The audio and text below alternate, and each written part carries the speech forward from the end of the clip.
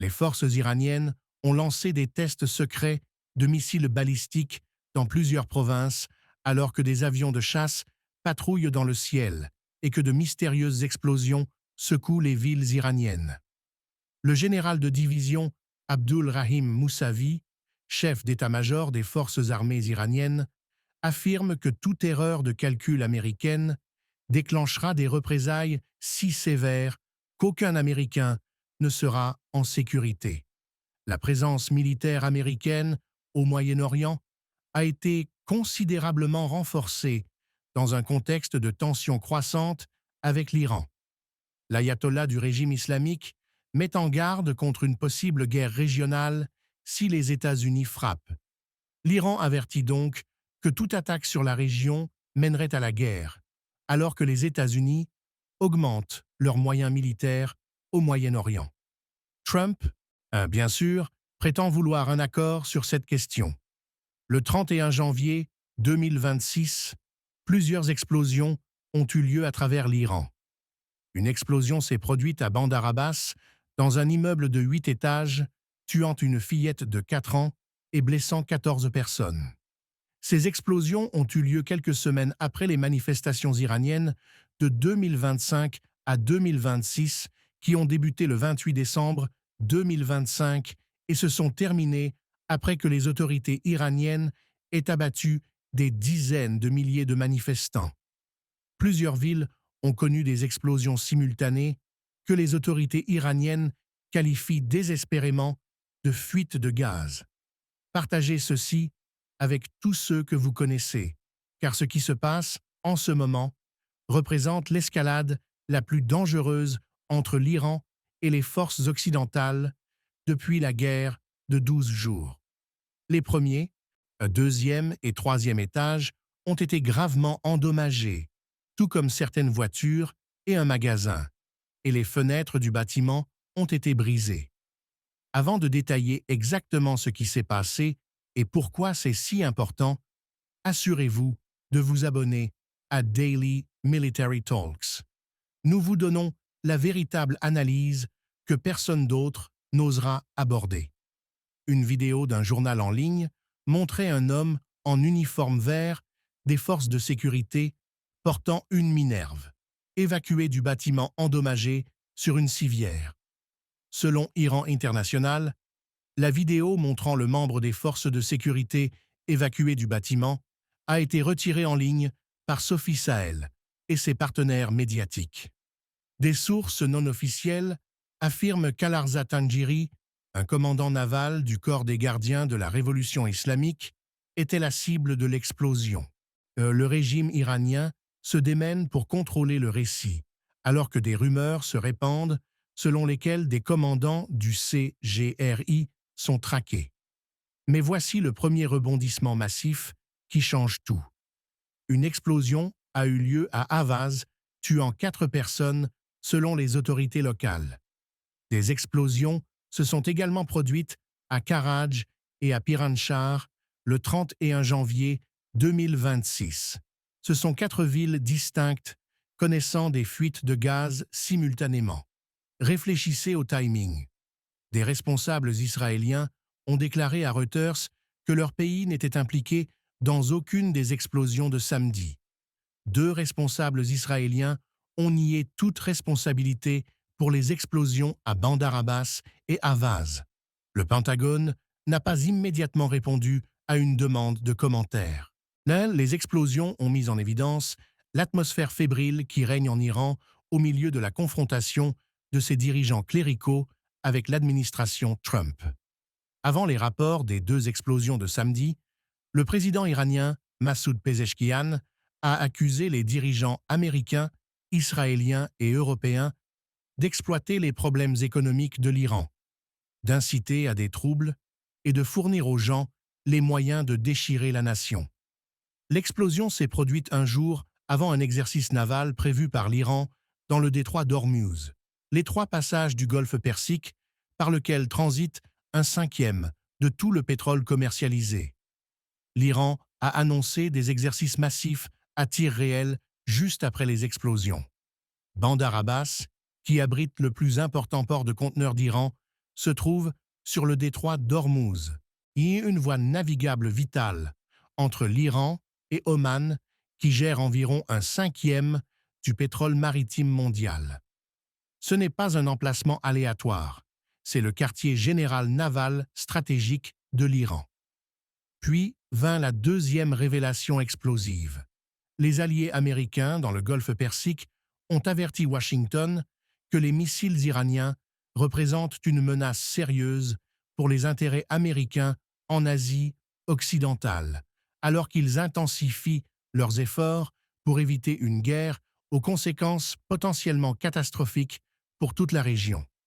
Le Washington Post, citant deux responsables occidentaux au courant du dossier qui se sont exprimés sous couvert d'anonymat, Dole a rapporté que les alliés du golfe Persique ont averti les États-Unis que l'Iran conserve toujours des capacités clés qui pourraient lui permettre de frapper des cibles américaines, y compris des bases militaires et des concentrations de troupes dans toute la région. Une évaluation menée par un allié américain dans le golfe Persique a révélé que malgré les affirmations de dommages causés aux forces de missiles iraniennes lors de la guerre de 12 jours avec Israël en juin dernier, les éléments essentiels du programme restent intacts et certaines capacités ont depuis été restaurées. Selon l'évaluation, l'Iran conserve des missiles à plus courte portée, des lanceurs et des parties de son infrastructure de production de missiles, tous capables d'atteindre plus d'une douzaine de bases militaires américaines dans le golfe Persique, où des dizaines de milliers de soldats américains sont stationnés. Mais le troisième rebondissement révèle que l'Iran reconstruit ses capacités plus rapidement que quiconque ne l'avait prédit. Amir Moussaoui, un ancien diplomate iranien résidant maintenant en Irak, a déclaré au Poste que Téhéran a accéléré la production de missiles depuis la guerre avec Israël et réparé de nombreux lanceurs endommagés. Certains systèmes de lancement ont été relocalisés dans des zones montagneuses, compliquant les efforts pour les cibler. L'Iran possède des montagnes de milliers de mètres de haut. Moussaoui a déclaré qu'il n'est pas possible d'atteindre et d'endommager facilement ses capacités. David D. Rowe, un ancien responsable du Pentagone au Air Marshall Institute, a souligné que l'Iran possède le plus grand arsenal de missiles d'Asie occidentale.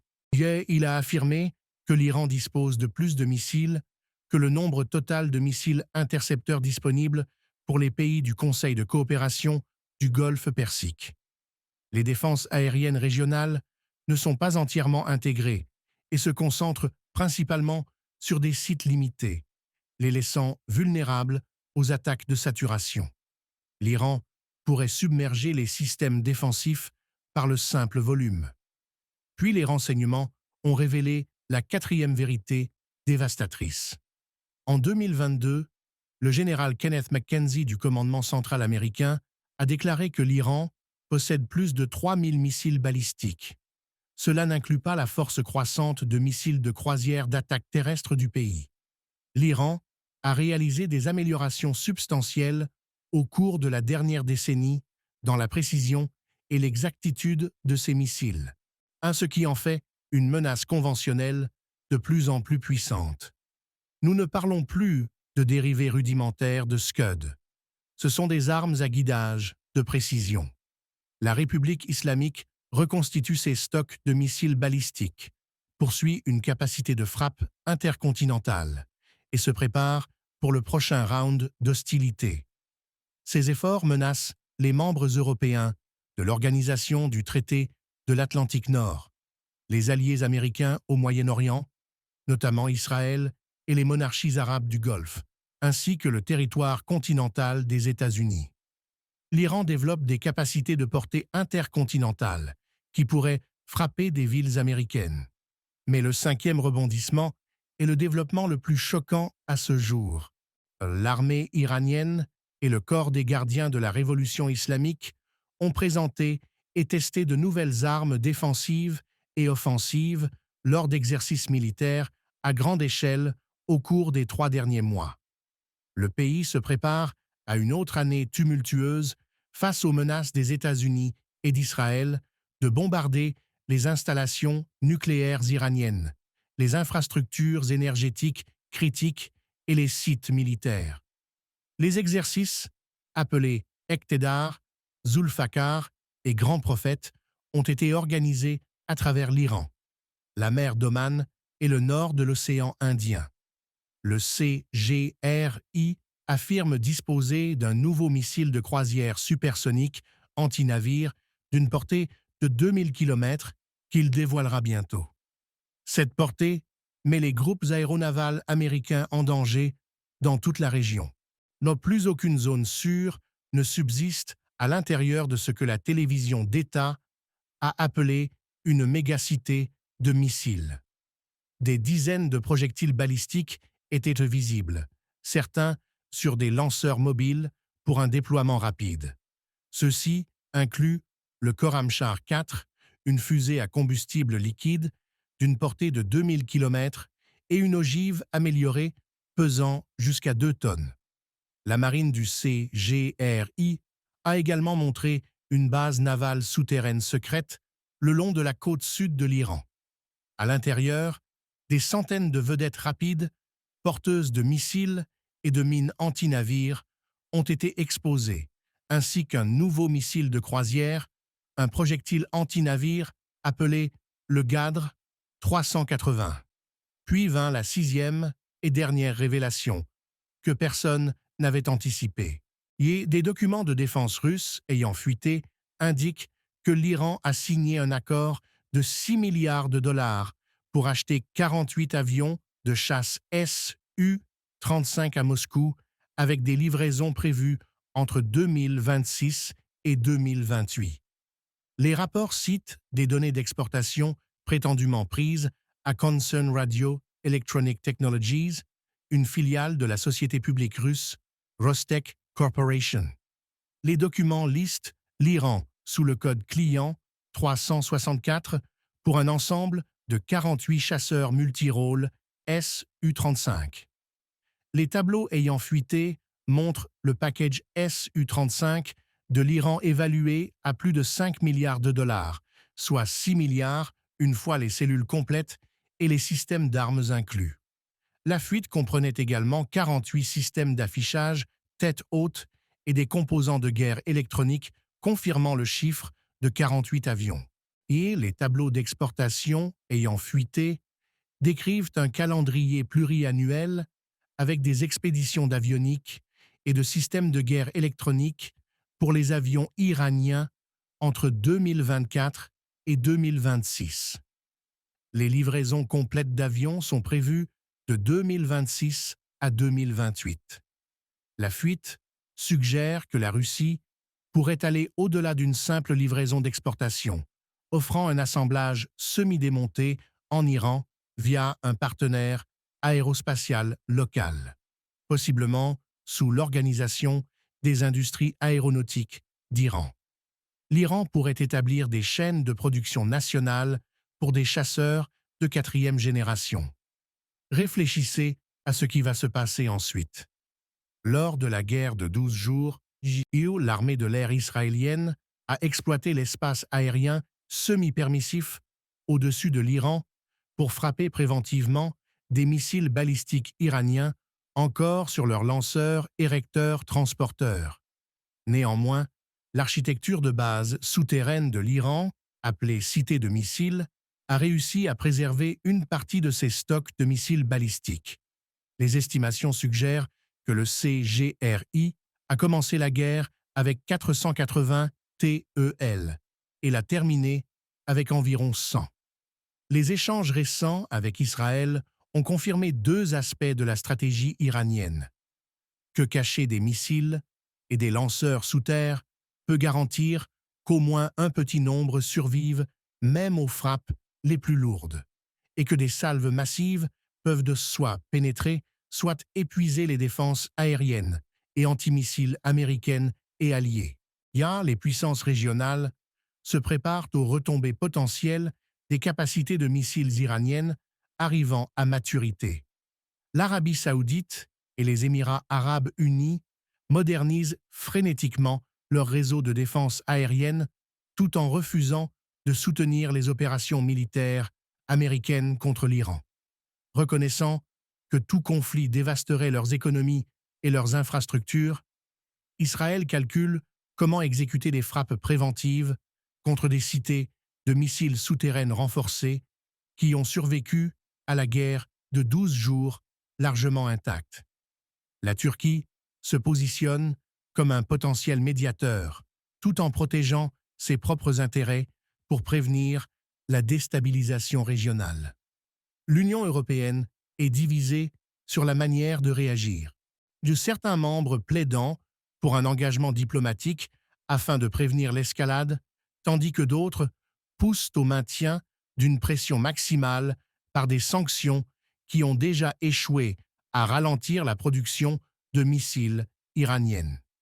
Le Conseil de sécurité des Nations unies reste paralysé par des intérêts concurrents, incapable de coordonner une quelconque réponse internationale significative à la crise, alors que l'Iran défie ouvertement les restrictions internationales sur le développement de missiles balistiques et continue à tester des systèmes conçus pour atteindre les capitales européennes.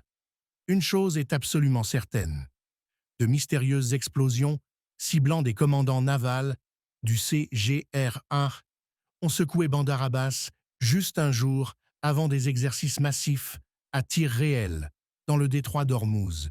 Les renseignements américains confirment que l'Iran possède désormais plus de 3000 missiles balistiques. Des documents russes ayant fuité exposent 6 milliards de dollars de livraison de chasseurs Su-35. Pendant que les cités de missiles souterraines continuent de produire des fusées Khorramshahr 4, des avions de chasse patrouillent dans le ciel. Les alliés du Golfe Persique avertissent Washington que l'Iran a reconstruit son arsenal plus rapidement que prévu.